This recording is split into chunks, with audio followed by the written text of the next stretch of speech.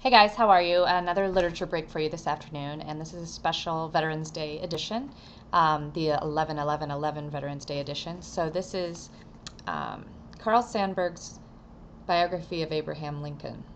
So this edition has both halves together, the Prairie Years and the War Years. So this is a phenomenal book. So this is chapter 51, The Pardoner.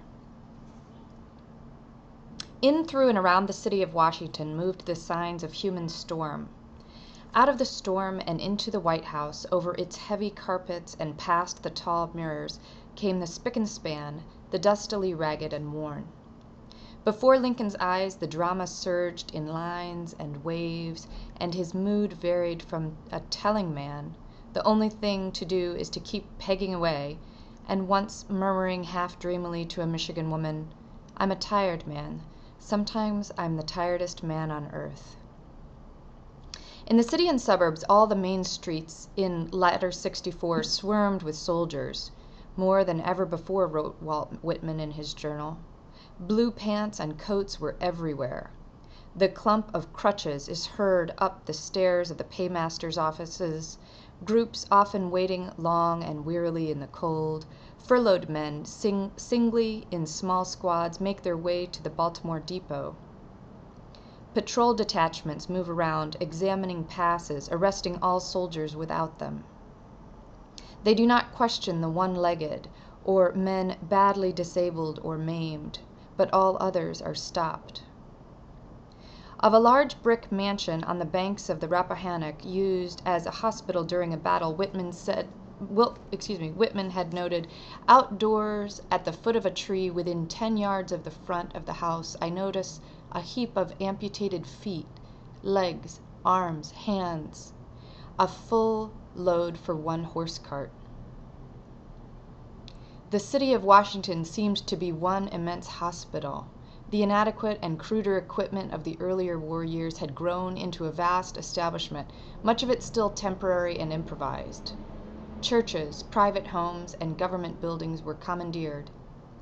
Board barracks and white army tents met the eyes of the president on almost any walk or ride around the city.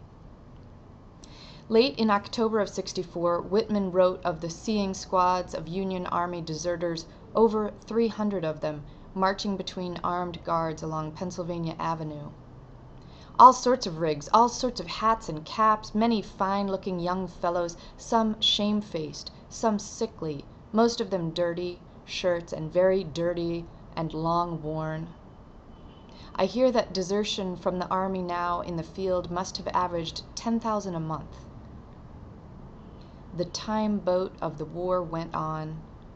Bluecoat streams pouring south, miles of men and boots, leather, hardtack, tents, steel, lead, powder, guns.